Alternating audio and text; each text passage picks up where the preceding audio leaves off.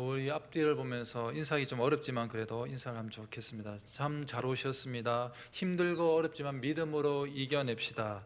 하나님께서 택하셨습니다. 하나님의 최고의 작품입니다. 자, 너무 길죠? 믿음으로 이겨내시길 바랍니다.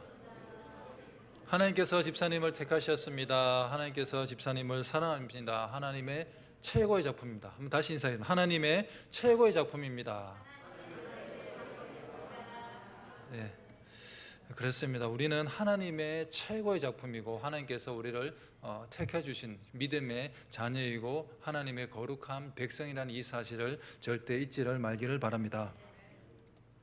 우리의 삶 속에서 만족한 삶을 살아가는 데 있어서 가장 큰 장애물, 가장 큰 어려움이 무언가를 이야기하라고 한다면 바로 고난이라고 말할 수 있을 것입니다.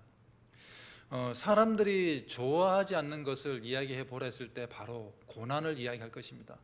세상에 어느 누구든지 고난을 나는 좋아한다라는 사람은 없을 것입니다. 만약에 고난을 좋아한다는 사람은 그 사람은 일반적이지 않겠죠. 정상적이지 않다는 거죠.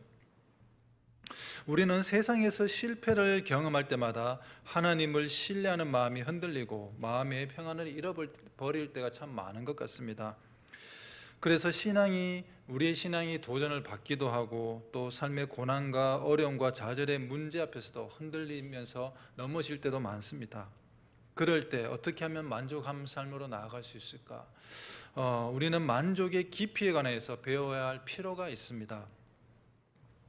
삶 속에서요, 아플 때 아니면 갑자기 무슨 암 선고라든지 또 어디 심각한 부위에 뭐 문제가 있다든지 몸에 어떤 심각한 문제가 있다든지 아니면 직장을 잃게 되었다든지 또한 사랑하는 사람을 먼저 하늘나라로 보내게 되었을 때 때로는 억울한 누명을 쓰고 자신의 가족과 또 자신과 그런 누명을 쓰고 수치를 당하게 되었을 때 이런 일들을 만나게 되었을 때 어떻게 반응하겠습니까?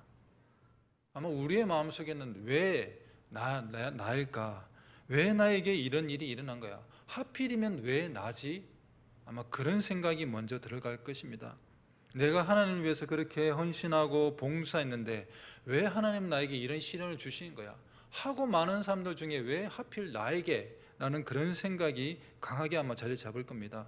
쉽게 이런 고통의 상황을 수긍하기가 어렵다는 겁니다. 그런데다가 무엇보다도 이런 일들 속에서 만족함을 가진다, 아마 상상도 못한 일이겠죠. 그 고통 자체로도 힘들어 죽겠는데 무슨 만족 같은 소리를 하고 있어 라고 생각할지도 모르겠습니다. 사도 바울은 삶의 어떤 상황에서든지 아니 모든 삶에서 만족하는 비결을 그는 배웠습니다. 이런 사도 바울의 모습은요, 그가 감옥 생활하는 동안에 쓴 오늘 읽었던 이 빌립보서 같은 그런 기쁨의 편지에서 잘 나타나고 있습니다. 무엇이 사도 바울로 하여금 고난과 역경을 견디게 하였을까 한번 생각해 볼 필요가 있습니다. 바울은 어떻게 그런 극심한 고난과 역경 속에서 이겨나갈 수가 있을까?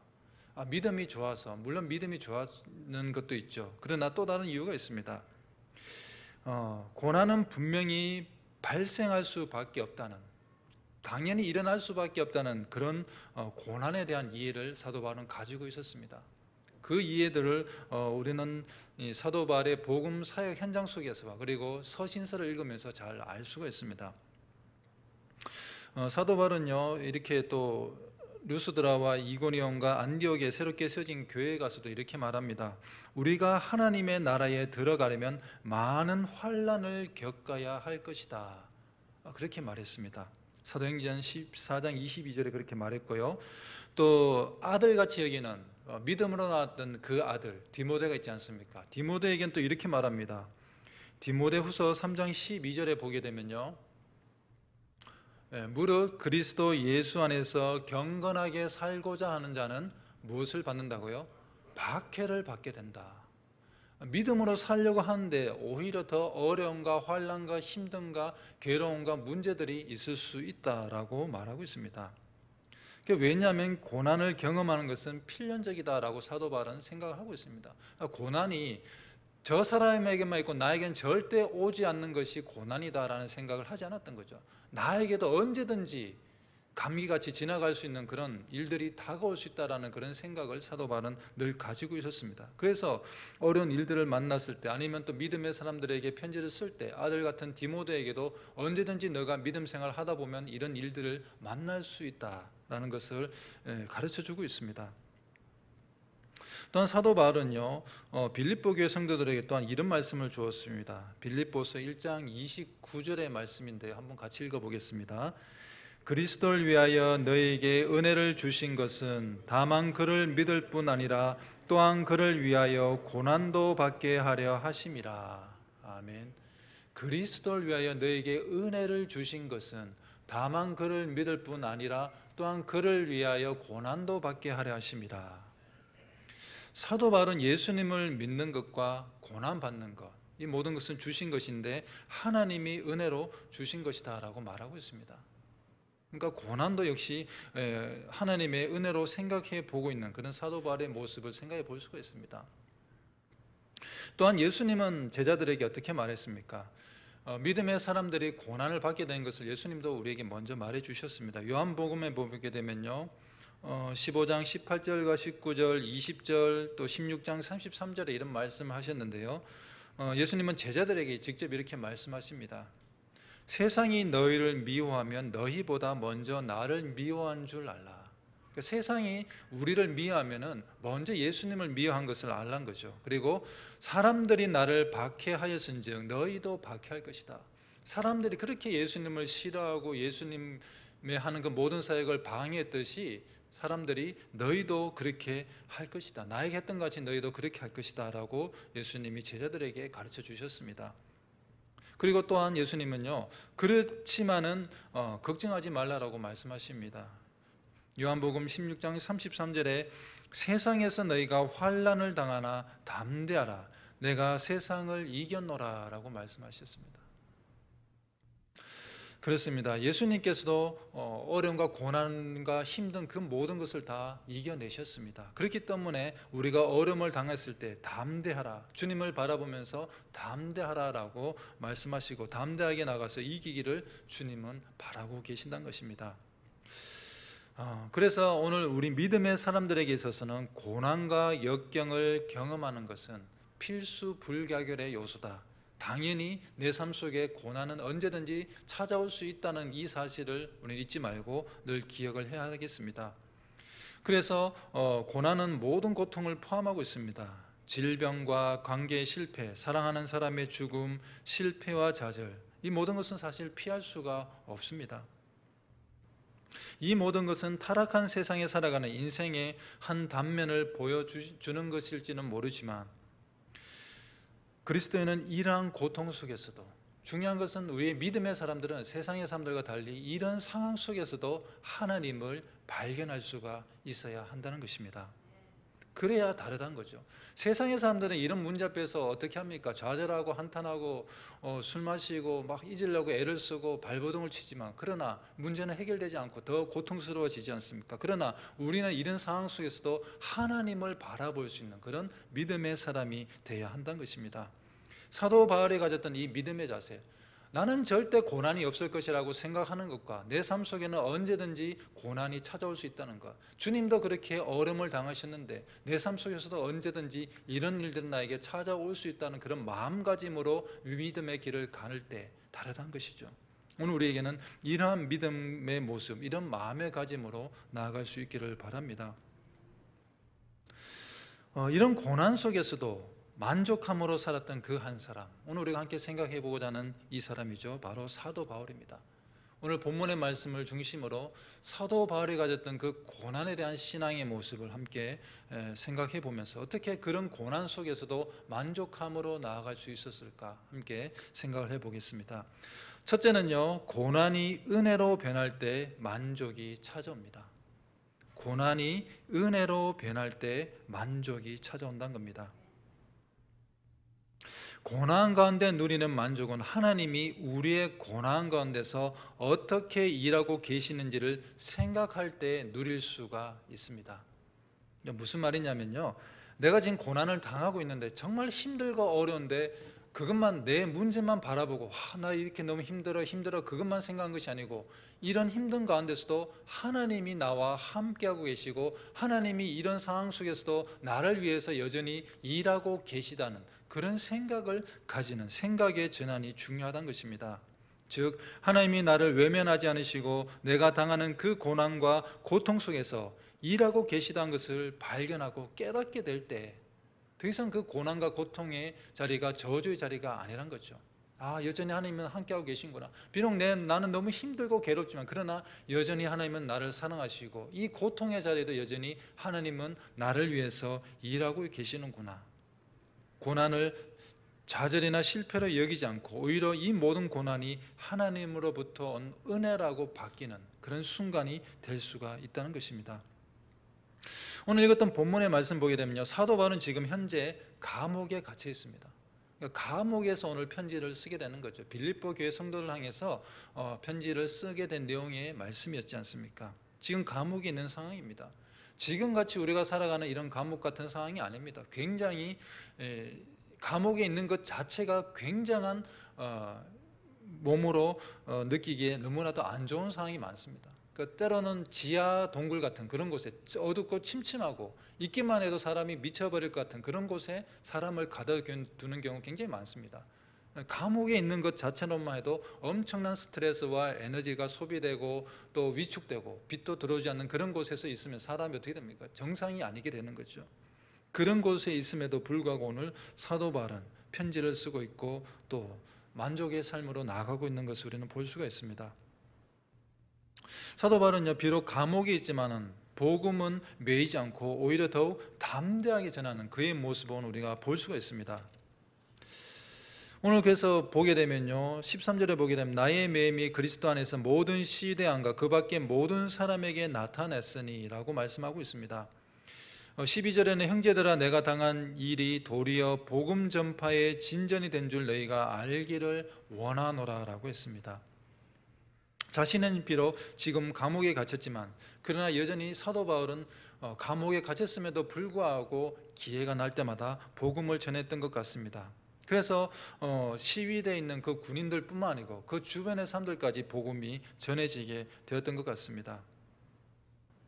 더욱이 사도 바울이 감옥에 갇혀 있지만은 그럼에도 불구하고 다른 사람들은 더욱더 담대하게 복음을 전하는 그런 아주 특이한 모습을 볼 수 있습니다.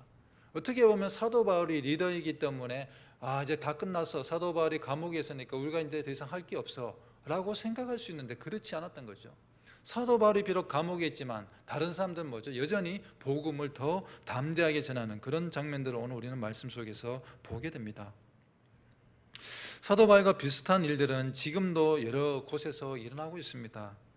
몇 년 전에 콜롬비아 위클리프 성경 번역회 출신인 제트 비들만이라는 선교사님은 복음을 전하는 일들을 하다가 무장 단체에게 사로잡히게 됩니다. 그리고 한 거의 2달 이상 인질로 붙잡혀 있다가 결국 순교를 당하고 말았습니다. 이 사건으로 다른 그리스도인들이 선교지에 나간 것을 포기했을까? 우리의 생각과는 달리 저렇게 복음을 전하다가 잡혀가면 이제 안 되겠지, 복음을 전하지 말아야 되겠지, 좀 피했다가 좀 잠잠해지면은 복음을 전해야지, 그렇게 생각할 수 있는데 그렇지 않았던 거죠. 위클리프 선교회는 회의 선교를 지망하는 사람들 수가 그 다음에 이 사건이 일어나고 난 그 다음에는 2배의 수가 더 많은 사람들이 지원을 하고 선교지를 나가겠다는 그런 이야기가 들려왔다고 합니다. 이런 일들에 대해서 우리는 순교자들의 피는 교회의 씨앗이라는 초대 교부 터툴리안의 유명한 말을 우리는 떠올릴 수가 있습니다. 하나님은 지금도 자신의 뜻을 이루기 위해서 고난이라는 잿더미 속에서 아주 강한 믿음의 군사들을 계속해서 일으키고 계시다는 사실입니다. 영적인 그런 역경과 고난 속에서도 하나님은 여전히 지금도 일하고 계십니다. 우리는 고난과 고통이 타락한 인간에게서 왔을 뿐만 아니라 하나님으로부터 왔다는 사실도 인정해야 합니다. 많은 사람들이 그것을 아니다, 하나님이 어떻게 우리에게 고통을 줄 수 있어 라고 생각하는데 이것은 성경이 우리에게 가르쳐주고 있습니다. 창세기에 보면요, 요셉의 이야기를 우리 잘 알고 있습니다. 요셉의 형들이 요셉을 어떻게 합니까? 노예로 팔아버리죠. 자기 동생인데 남도 아닌 동생을 노예로 팔아버립니다. 요셉의 입장에 생각해 보십시오. 사회 경험도 전혀 없고 아버지의 사랑만 독차지하던 이 아이가 갑자기 노예로 팔려가가지고 이집트 팔려가는데 얼마나 놀랐겠습니까? 이제 다 끝났다, 나는 이제 죽는구나라는 생각을 하지 않았겠습니까? 분명히 자신의 형들이 한 행동은 올바른 행동이 절대 아닙니다. 나쁜 행동이란 것을 요셉도 잘 알고 있습니다. 그런데 요셉은요, 또 한편으로는 이 모든 것을 계획한 분이 하나님이란 사실도 그는 나중에 깨닫게 됩니다. 그래서 나중에 어떻게 됩니까? 요셉은 아버지 야곱이 이제 죽고 난 다음에 형들이 찾아옵니다. 형들이 찾아와서 사정하는 거죠. 옛날 일들을 생각하지 말고 우리 좀 제발 잘 봐달라, 잘 봐달라 막 형들이 애원합니다. 그럴 때 요셉이 이런 말을 형들에게 합니다. 창세기 50장 20절 말씀. 당신들은 나를 해하려 하였으나 하나님은 그것을 선으로 바꾸사 오늘과 같이 많은 백성의 생명을 구원하게 하시려 하셨나니. 당신들은 나를 해하려 하였으나, 악인 거죠. 형들이 나를 죽이려고 했던 거죠. 사실 그 형들은 악으로 했지만 그러나 하나님은 이 모든 것을 계획하시고 내 삶 속에 형들의 그런 악도 고난으로 바꾸어서 나를 더욱더 하나님을 향한 그런 큰 계획 속에 집어넣으셔서 나를 지금 이 자리에 있게까지 해주었고 앞으로도 큰 일을 하시는 하나님이다라는 그런 요셉의 고백을 우리는 들을 수가 있습니다. 우리의 고난을 은혜로 바꾸는 데 있어서 중요한 것은, 우리의 고난을 은혜로 바꾸는 데 있어서 중요한 것은 무엇이냐? 하나님께서 모든 상황을 다스리고 계시다는 생각을 절대 잊지 말아야 한다는 겁니다. 우리는 그 고난을 만나게 되면 그 고난 속에만 집중하다 보니까 하나님이 없는 같이 느껴지는 거죠. 하나님이 없으니까 나에게 이런 일을 주신 거야. 하나님이 없으니까 내가 이런 일을 만난 거야. 우리는 그런 생각에 계속 머무르게 되는 거죠. 그러다 보니까 하나님의 존재를 잊어버리고 믿음의 사람이 불평의 사람으로 바뀌게 된다는 거죠. 그렇게 돼서는 안 됩니다. 우리의 고난을 은혜로 바꾸기 위해서는 중요한 생각 하나는, 하나님이 이 모든 상황까지도 주관하고 계시고 알고 계시고 관여하고 계시다는 이 사실을 잃지 않는 것입니다. 그리고 하나님은요, 모든 것을 하나님 자신의 영광을 위해서, 그리고 우리의 영혼을 위해서, 우리의 영혼의 유익을 위해서 일하시는 분이라는 이 사실도 잊지 말고 기억해야 합니다. 하나님은 자신의 자녀들이 불행하고 어렵고 고난당하고 눈물 흘리고 아파하는 것을 좋아하시는 분이 아니라는 겁니다. 하나님 때로는 우리에게 고난을 주시는 것은 다 이유가 있는 것이고 하나님이 계획하신 바가 있다는 것입니다. 하나님은 그런 일들을 통해서 우리에게 또 다른 무언가를 깨닫게 해주시고 발견하게 해주시고 세상에 줄 수 없는 것을 우리에게 주시기 위함이라는 사실을 절대 잊지를 말기를 바랍니다. 오늘 우리가 추구하는 만족은 세상이 추구하는 만족과 근본적으로 다릅니다. 세상은 고난에서 해방을 찾을 때, 고난에서 벗어났을 때 그것이 만족함이다 라고 이야기합니다. 그러나 그리스도인은 고난 가운데서 만족을 찾고 그것을 은혜로 여긴다는 사실이 너무나도 다른 차이가 된다는 것입니다. 분명한 것은요, 고난이 다가올 때 고난 가운데서 일하시는 하나님의 다스리심을 볼 수 있어야 하고, 또 그 고난 가운데서도 여전히 하나님의 은혜를 구할 수 있는 우리 모두가 될 수 있기를 바랍니다. 찰스 스펄전 목사님이 이런 이야기를 한번 했습니다. 성 바울 성당의 높은 층계에서 일하고 있는 도장공이 있었습니다. 그러니까 페인트를 칠하는 사람이 있었는데 어느 날 이 사람이 이제 높은 곳에 계속 열심히 칠하면서 조금씩 계단을 타고 올라가서 이제 일하고 있었습니다. 밑에서는 조수가 그것을 보고 있고 또 뭐 위에서 말하면 필요한 것을 준비해서 딱 기다리고 있는 그런 조수가 있었습니다. 열심히 이제 그 도장공이 높은 이제 그 층계를 칠해가고 있을 때 거의 이제 막바지에 다다랐고 칠도 이제 다 끝나가는 상황이었는데 또 그 계단 끝부분에서 칠을 하고 있었던 거죠. 그 밑에서 볼 때는 굉장히 조마조마한 거죠. 근데 칠하는 사람은 굉장히 열심히 칠하고 집중하다 보니까 이 부분이 끝부분이라는 것을 알고 있었지만 칠하다 보니까 잃어버린 거죠. 그래서 밑에서 볼 때는 큰일 나겠다 싶어서 그때는 어떻게 해야 될까 고민을 했던 거죠. 근데 소리를 지르게 되면은 놀래서 아마 떨어질 거라고 이 조수가 생각하고 생각 끝에 아이디어를 낸 것이 붓을 열심히 큰 붓을 가지고 페인트를 찍어가지고 열심히 칠했던 그 자리에 힘껏 던집니다. 던지니까 퍽 하고 벽에 던져졌겠죠. 그리고 그 칠해놓던 것이 막 번져나가겠죠. 그 위에서는 보다가 자신이 열심히 칠해놓고 있는 그 부분이 완전히 엉망이 된 거죠. 그래서 열받아서 화를 내면서 밑에 내려와서 봤는데 이야기를 한 거죠. 그렇게 위급한 상황이었다. 그래서 그 조수가 자신의 생명을 구하기 위해서 그렇게 한 행동이었다는 것을 깨닫게 되었다는 이야기입니다. 그렇습니다. 때로는 우리의 삶이 멋지게 완성되는가 싶더니 던져진 붓처럼 한순간에 무너지고 실망스럽게 다가오는 때가 있다는 겁니다. 그때에도 하나님은 여전히 우리를 생각하시며 그런 고난, 고통, 문제를 던져서 우리를 구원하시고 우리에게 유익을 주시는 분이라는 것을 우리는 생각해야 합니다. 이와 같이 우리가 받는 고난도 하나님의 은혜로 생각할 수 있습니다. 고난이 은혜로 변할 때 만족하며 이룰 수가 있다는 사실입니다. 두 번째는요, 처한 상황에서 우리에게 주어진 일들을 할 때 만족이 오게 됩니다. 만족은 우리가 처한 상황에서, 내 상황이 고난 가운데 있다 할지라도요, 그 가운데서 어떻게 합니까? 우리에게 주어진 일들을 할 때에 만족함이 온다는 것입니다. 빌립보서 1장 13절 오늘 읽었던 본문의 말씀을 다시 한번 보게 되면요, 이러므로 나의 매임이 그리스도 안에서 모든 시대안과 그 밖의 모든 사람에게 나타났으니, 오늘 본문의 말씀인데요, 사도 바울이 수감하는 그런 일들이, 그리스도를 위한 일들이 어떻게 황제의 시대까지 전해졌을까? 아마도 생각해 보게 되면요, 사도 바울이 그냥 가만히 감옥에 앉아서 나 이제 더 이상 복음을 못 전하니까 감옥에 그냥 가만히 있어야 되겠다, 그렇게 생각할 수도 있는데 그렇게 하질 않았던 거죠. 끊임없이 사도 바울은 기회가 될 때마다 아마 복음을 전했던 것 같습니다. 누가 간수하는 그 사람이 뭐 음식을 들고 오면은 그때도 복음을 아마 전하지 않았겠습니까? 그래서 늘 기회가 될 때마다 복음을 전했던 것입니다. 근데 사도 바울은요, 이런 상황 속에서 어떻게 보면 우리가 생각했을 때는 복음을 전할 수가 없구나, 내가 나가서 복음을 전할 수 없으니까 이제 좀 쉬어야 되겠다, 이 고난이 좀 지나가고 나면은 내가 감옥에서 나가면 더 열심히 복음 전해야지, 그렇게 감옥에서 기도만 하고 가만히 있어도 될 것 같은데 사도 바울은 그렇게 하지를 않았습니다. 자신의 상황 속에서 내가 할 수 있는 일, 내가 해야 될 본래 일은 복음 전한 건데 그 복음 전하는 것을 포기하지 않고 감옥 속에서도 열심히 복음을 전하게 됩니다. 사도 바울은 수감된 그 상황을 또 다른 기회로 여겼던 것입니다. 즉 사도 바울은 현재 자신이 처한 상황에서 자신이 할 수 있는 일들을 하였던 것입니다. 현재의 고난과 고통의 상황에서도 자신이 할 수 있는 일을 통해서 만족함으로 사도 바울은 나아갈 수가 있었던 것입니다.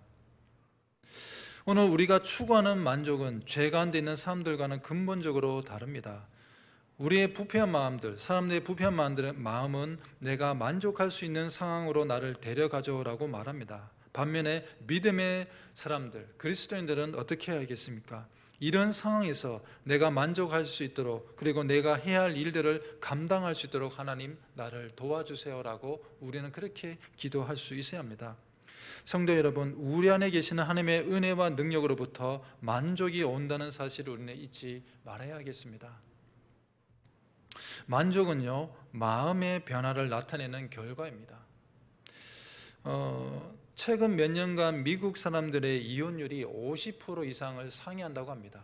그러니까 10명이 결혼하면 5명은 이혼을 한다는 거죠. 절반이 이혼을 한다는 것은 많이 알려진 이야기라고 합니다. 그런데 더 좀 놀라운 것은요, 재혼을 위해서 이혼하는 율이 50% 이상 된다는 거죠.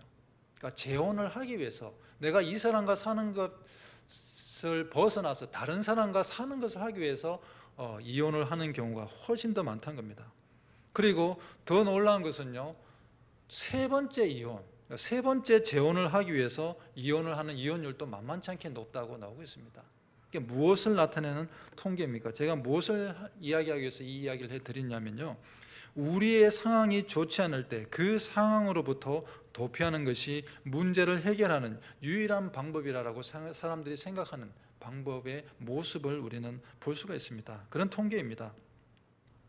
사람들은 자신이 불행한 결혼 생활을 하고 있으니까 나는 저 사람과는 더 이상 못 살겠다, 저기 보니까 저 사람이 훨씬 더 좋아 보니까 저 사람과 살면은 내 결혼 생활은 훨씬 더 나아질 것이다, 그런 기대감으로 이혼을 해 나가고 새로운 사람과 또 결혼해서 생활하는 거죠. 그런데 또 다른 사람과 살다 보니까 또 맞지 않는 거죠. 그래서 또 보니까 옆에 또 다른 사람이 있으니까 저 사람과 결혼하면 좋겠다.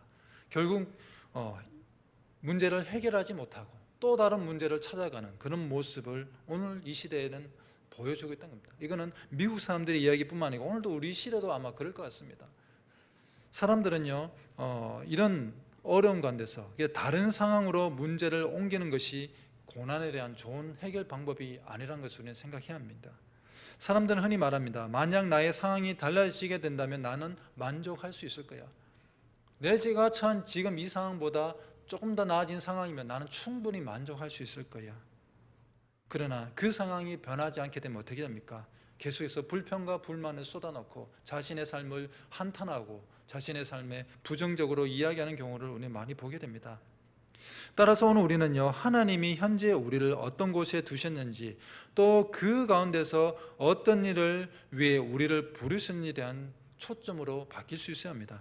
그리고 사도 바울처럼 고난 속에서도 오늘 우리가 할 수 있는 일들, 내 삶 속에 비록 어렵고 힘들고 만족한 삶이 아니다 할지라도 그 속에서 나에게 주어진 일들 최선을 다해서 해나갈 때 그 속에서 또한 만족함을 발견할 수가 있고 그 속에서 하나님의 은혜를 누릴 수 있다는 이 사실을 잊지 말고, 그래서 고난 속에서도 주어진 일들을 통해서 만족함에 이를 수 있는 우리 성도님들 삶이 될 수 있기를 바랍니다. 세 번째는요, 우리의 뜻을 꺾고 그리스도의 뜻과 손을 갈망할 때 만족함에 이를 수가 있습니다. 고난 가운데 만족할 수 있는 것은 우리의 뜻을 꺾어버리고 그리스도의 뜻과 주님의 손을 갈망할 때 이루어진다는 것입니다. 일반적으로 고난은 우리의 모든 관심을 자기 자신에게 집중하게 만듭니다. 그러니까 어려움을 당하면은 다른 사람들 돌아볼 수가 없죠. 나 자신의 그 문제만 바라보고 있는 거죠. 그러면서 늘 불평하고 불만하고 다른 사람들 볼 때는 다 저 사람은 잘 살아가는데 왜 나에게 이런 고통과 고난이 주어져서, 그렇게 자신에게만 집중하다 보니까 더 암울해지는 경우가 많습니다.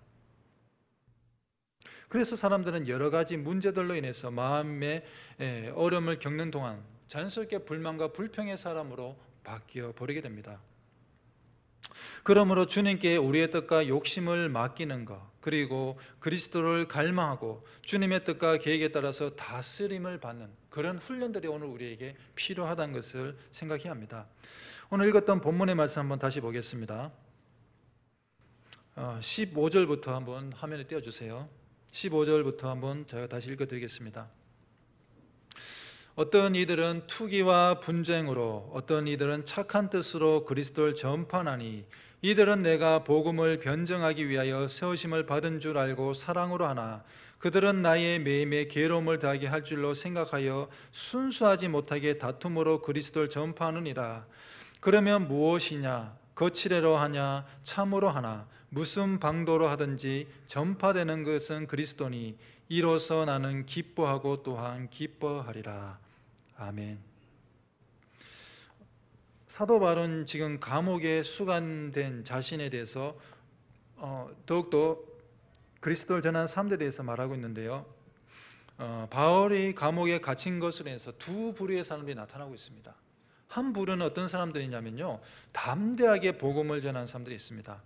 비록 사도 바울이 감옥에 있다 할지라도 그럼에도 불구하고 사도 바울이 없어도 우리는 복음을 전할 수 있어, 예수님을 전할 수 있어 라고 생각했던 사람들. 그래서 어려운 상황입니다. 복음 전하는 것이 그렇게 쉽지가 않습니다. 잘못 전하다 보면 사도 바울같이 그렇게 감옥에 갇히는 경우가 허다했습니다. 목숨을 내놓고 전해야 되는 그런 복음 전함임에도 불구하고 담대하게 그렇게 말씀을 전했던 한 부류의 사람들이 있었다라고 오늘 사도 바울은 말하고 있습니다. 그들은요, 사도 바울을 전격적으로 지지하고 사랑했던 그런 사람들이었죠. 그래서 사랑과 선한 의도로 예수님을 전했던 무리가 있었습니다. 반면에 또 다른 한 사람들은요, 질투와 경쟁하는 마음, 선한 마음이 아니죠. 질투하고 경쟁하는 그런 마음을 가지고 복음을 전했던 사람들이 있습니다. 이들은 복음을 전하면서도 어떻게 하면 사도 바울을 괴롭게 할 수 있을까? 어떻게 하면 사도 바울이 좀 더 저 감옥 속에서 더 힘들어하고 괴로워할 수 있을까? 그런 생각을 가지고 복음을 전했던 사람들이 있습니다. 사도 바울의 입장에 보게 되면요, 이들을 가만히 둘 수가 없는 거죠. 저렇게 잘못되게 복음을 그런 의도로 그런 마음을 가지고 복음을 전하면 될까라고 라고 생각하는 그런 사람들, 가만히 아마 사도 바울이 밖에 있었다면 사도 바울의 열정으로 봐서는 그들을 그냥 그렇게 내버려 두지 않았을 것입니다. 그럼에도 불구하고 사도 바울은 결과적으로 어떻게 오늘 말씀하고 있습니까? 복음이 전파된 것을 기쁘게 여기고 있는 것을 보고 있습니다. 18절 끝부분에 보게 되면요, 나는 기뻐하고 또한 기뻐한다. 무엇 때문에요? 이렇게 전해지든 저렇게 전해지든 무엇이 중요하냐? 복음이 전해지는 것을 나는 기뻐하겠다라고 그는 고백을 하고 있는 것을 우리는 볼 수가 있습니다. 사도 바울은요, 자신의 뜻을 내려놓고 있습니다. 자신의 뜻대로 한다면 이들을 용서해 줄 수가 없는 거죠. 잘못된 마음을 가지고 사도 바울에게 고난과 고통을 주기 위해서 그런 마음으로 복음을 전했던 그 사람들을 용서해 줄 수가 없는 거죠. 그런데 사도 바울은 그것조차도 내려놓고 있습니다. 왜? 하나님의 영광이 드러났기 때문에, 복음이 전해졌기 때문에 나는 더 이상 내 생각과 그런 화나는 것과 또 나를 힘들게 하고 괴롭게 하는 사람들에 대한 그런 분노의 마음들을 다 내려놓고 오히려 기뻐하고 있는 것을 보고 있습니다. 만족하고 있는 것을 우리는 볼 수가 있습니다. 어떻게 그렇게 만족하고 있습니까? 모든 것을 다 내려놓고 하나님의 뜻에 따랐기 때문에 그는 오늘 지금 만족하고 기뻐하고 있는 것을 우리는 볼 수가 있습니다. 우리는 어떤 상황 속에 있든지 하나님의 뜻이 이루어지는 것에만 집중할 수 있으며 그것에 만족할 수 있는 성도가 되기 위해서 늘 기도하는 삶으로 나아가야 합니다. 우리의 뜻과 우리의 마음에 두면요, 늘 모든 일들이 만족스럽지 못할 때가 많습니다. 내가 바라는 그 기대의 수준만큼 이루지 못하면 만족하지 못하고, 이것밖에 못해서, 다른 사람이 볼 때는 정말 저것만 저렇게 많이 했는데도 내가 볼 때는 이것밖에 못해서 만족하지 못하는 거죠. 그러나 내 모든 것을 다 하나님의 뜻에 내려놓고 내 뜻을 꺾어버리고 하나님의 뜻이 이루어진 것에 집중하고 거기에 나아가게 되면 만족함에 이룰 수가 있다라고 오늘 사도 바울은 우리에게 가르쳐주고 있습니다. 시편 73편의 말씀을 보게 되면요, 아삽이 지은 시라라고 하고 있는데, 이 시를 보게 되면 이 시편에서는 하나님의 뜻과 전능하심의 계획을 바라보는 것, 자신을 벗어나서 내 뜻과 내 생각을 벗어나서 하나님이 계획하시고 하나님의 뜻하심을 바라보는 것이 무엇인가를 나타내는 그런 시편의 내용입니다. 내용을 짧게 좀 이야기해 드린다면요, 아삽은 겉보기에는 아무런 고난이 없어 보이는 악한 자들, 그러니까 악한 사람들이 더 잘 되는 거죠. 악하니까 잘못돼야 되는데 악한 사람들이 너무 잘 된 걸 보니까 배가 아픈 거죠. 왜 나는 내 삶 속에 고난이 있고 힘들고 어려운데 저 사람들은 고난과 고통도 없이 저렇게 잘 됩니까? 하나님 어떻게 저렇게 악한 사람들이 잘 될 수 있습니까? 그런 시각으로 계속 바라보게 되니까 늘 마음속에 한편으로 괴로운 거죠. 나는 이렇게 힘든데 저 악한 자들은 너무나도 잘 되고, 그런 탄식이 계속해서 반복됩니다. 그러다가 아삽이 하나님의 성전에 들어갈 때 깨닫게 됩니다. 성전에 들어가야 되니까 저 사람들도 결국 하나님의 심판을 받게 되는구나, 그 사실을 깨닫는 거죠. 결국은 어떻게 된다? 아무리 잘 되는 것 같이 고난과 고통이 없는 것 같지만 결국에는 누구의 심판을 받는다는 것을 깨닫냐면 하나님의 심판을 받게 된다는 사실을 아삽이 깨닫게 됩니다. 그리고 자신의 생각을 내려놓고 하나님께 초점을 맞추니까 그런 불평과 불만과 원망했던 마음들이 사라지고 오히려 그 하나님을 바라보고 하나님의 그런 심판하심과 역사하심과 도우심을 바라보면서 그 마음이 평안을 얻었다라는 그런 시편의 내용입니다. 무슨 이야기입니까? 내 마음과 내 뜻을 꺾어버리고 하나님의 뜻하심과 계획하심을 바라볼 때 그 안에서 진정한 만족과 평안함을 누릴 수 있다는 그런 말씀의 내용입니다. 온전히 우리 자신의 생각과 의지를 꺾어버리고 하나님의 계획과 바라심을 갈망하고 기대하고 기뻐함으로써 고난 속에서도 역설적으로 만족함을 누릴 수 있는 우리 모두가 될 수 있기를 소망합니다. 마지막으로요, 고난 가운데서 다른 사람의 유익을 구할 때 만족함에 이를 수가 있습니다. 오늘 읽었던 본문의 말씀 빌립보서 1장 12절부터 18절의 내용을 큰 문맥 안에서 보면요, 사도 바울은 지금 감옥 안에 갇혀 있는 자신에 대해서 빌립보 교회 성도들에게 걱정하지 말라, 오히려 나는 너희들로 인해서 더 기뻐한다, 복음이 전해지고 있고 걱정하지 말라, 그런 이야기를 격려해 주기 위해서 빌립보서를 쓰고 있습니다. 그리고 또 오늘 읽지는 않았지만 본문 말씀 다음에 있는 19절부터 26절 사이의 말씀의 내용을 보게 되면요, 수감된 자신의 상황과 그리고 앞으로 있을 미래에 대해서 생각해보는 바울의 마음을 우리가 엿볼 수가 있는데요. 사도 바울은요, 여기서 죽게 될 것인가 아니면 풀려나게 될 것인가, 사실 감옥에 있는 상황이 그렇게 녹록지가 않았던 것 같습니다. 왜냐하면 언제 어떻게 될지 모르니까, 사형이라고 명령이 떨어지면 그대로 사형되는 경우도 많았기 때문에 그런 마음으로 늘 사도 바울은 지냈던 것 같습니다. 마음 한편으로는 내가 언제 죽을지 모른다 라는 그런 생각이 있었던 것 같습니다. 그래서 20절 말씀에 살든지 죽든지 내 몸에서 그리스도가 존귀하게 되는 것다라고 그는 고백하고 있습니다. 그리고요, 1장 23절에 보게 되면 오늘 사도 바울이 괴로워하고 있는 두 마음을 보게 됩니다. 한번 읽어볼까요? 내가 그 둘 사이에 끼었으니 차라리 세상을 떠나서 그리스도와 함께 있는 것이 훨씬 좋은 일이라 그렇게 하고 싶으나, 지금 사실 괴롭거든요. 감옥에 있는 것 자체가 굉장히 답답하고 어렵고 또 굉장히 어렵습니다. 그런데 세상을 떠나서 주님 품으로 가는 것이 사실 자기에게는 더 훨씬 좋은 일이라고 생각하고 있습니다. 그럼에도 불구하고 그렇게 하지 않습니다. 한 가지는요, 사도 바울의 마음속에는 한 가지는 그리스도를 전파하는 것과 또 하나는 주님께로 가는 것. 주님께 가는 것은 죽음을 맞이하는 거죠. 죽음으로 가는 거죠. 어떻게 보면 죽어서 그리스도와 함께 있는 것이 자신이 바라는 그 일들 사이에 지금 고민을 하고 있다라고 하고 있죠. 그런데 오늘 빌립보 교인들 위해서는 나는 이렇게 하는 것이 훨씬 더 좋을 것이다 라고 고백하게 됩니다. 24절부터 우리가 26절까지 한번 또 천천히 읽어보겠습니다. 자, 24절부터 읽어보겠습니다. 내가 육신으로 있는 것이 너희를 위하여 더 유익하리라.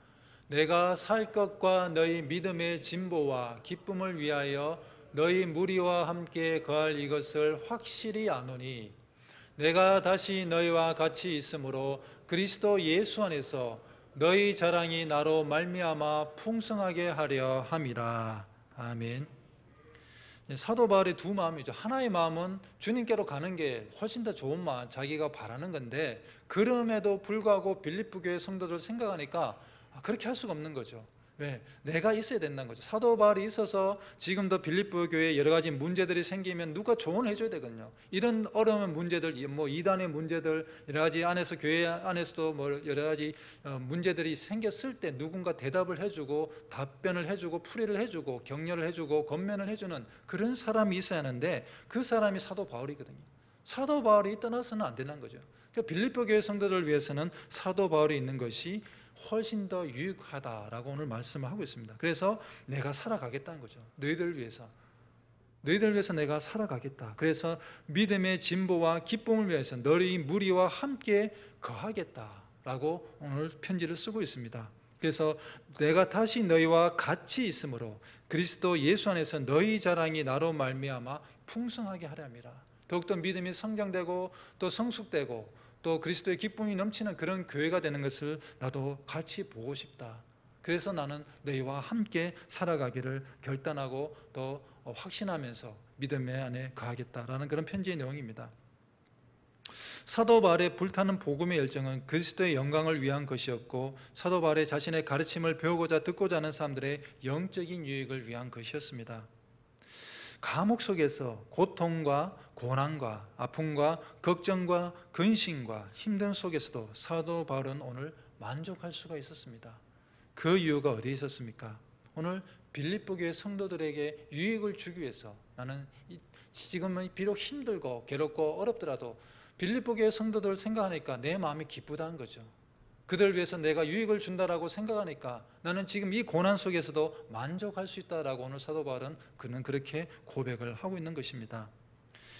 사랑하는 성도 여러분, 세상 속에서 고난을 피해가는 사람은 없습니다. 누구에게나 고통과 아픔과 슬픔과 어려운 문제, 사건과 사고 등등 그런 일들이 우리에게 일어납니다. 그때 어떻게 반응하시겠습니까? 세상 사람들 같이 그렇게 불평과 원망과 한탄과 비탄에 잡혀서 괴로움 속에서 그렇게 살아가겠습니까? 오늘 우리 모두는요, 사도 바울처럼 고난 속에서도 만족함을 누렸던 것 같이 우리도 고난 속에서 만족함으로 나아갈 수 있는 그런 믿음의 성도님들 될 수 있기를 주님의 이름으로 축원드립니다. 기도하겠습니다.